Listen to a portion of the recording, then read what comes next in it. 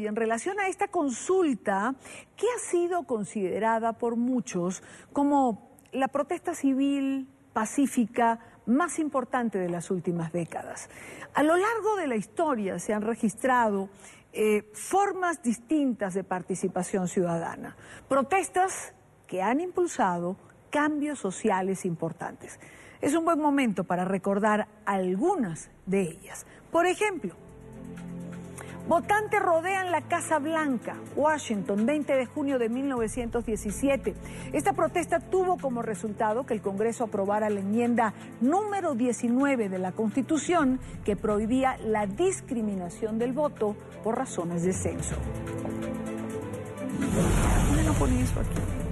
La Marcha de la Sal, India, del 12 de marzo al 6 de abril de 1930. Un hecho que trajo, digamos, o que dejó que Gandhi comenzase a ser una figura política en el contexto mundial y desencadenó la primera ola de desobediencia civil masiva contra el poder británico.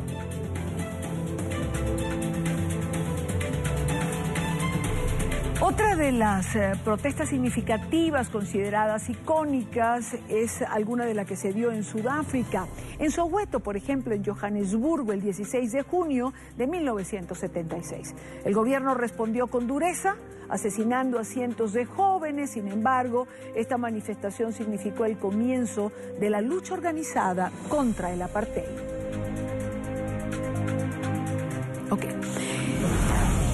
Mujeres de Liberia por la Paz en el 2003. Al final de la Segunda Guerra Civil de Liberia, las mujeres forzaron un acuerdo de paz entre el gobierno y las dos fuerzas rebeldes.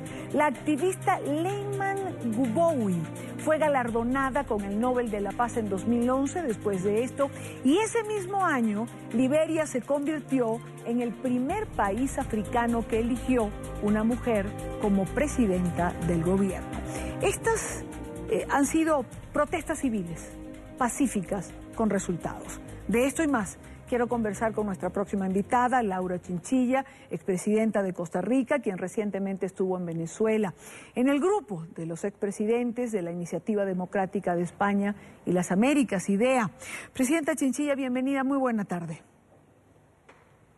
Muy buenas tardes, Indana, un gusto saludarles.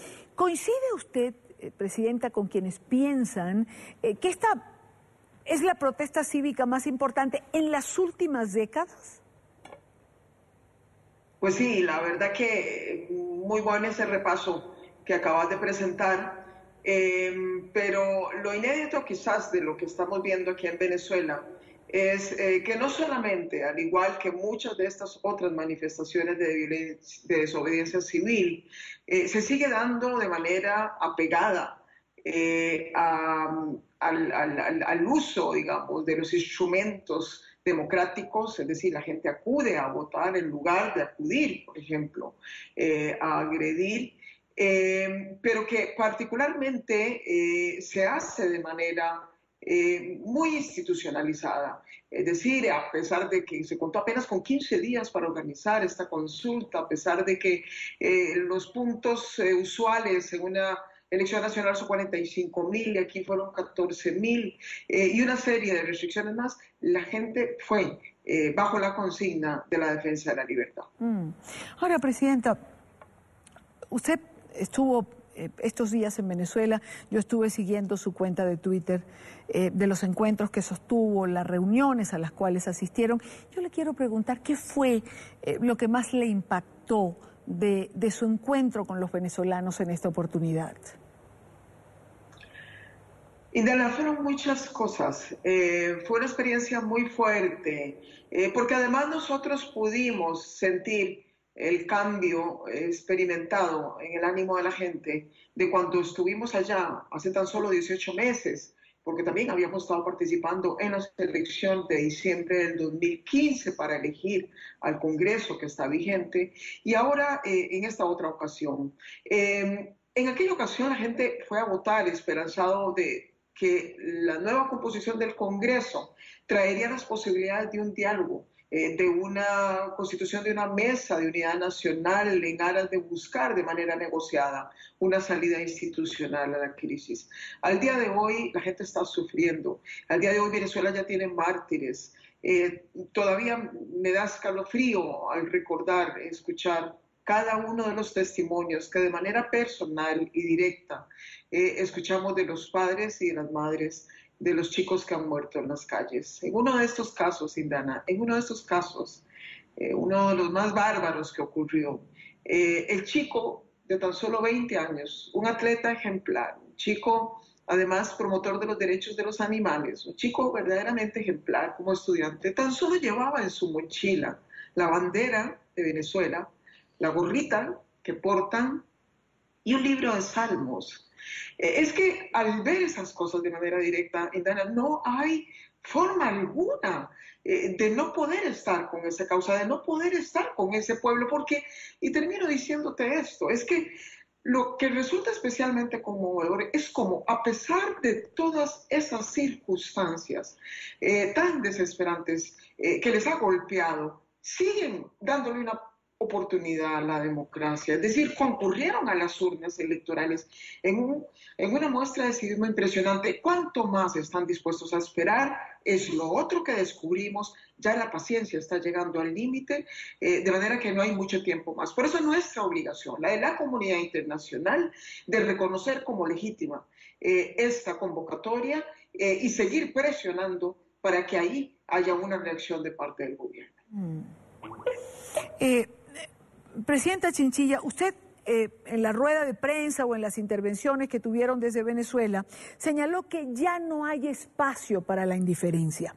Ha pedido, conjuntamente con los otros presidentes, que se pronuncien. Ahora, yo quisiera preguntarle, ¿cómo se traduce ese pronunciamiento en acción?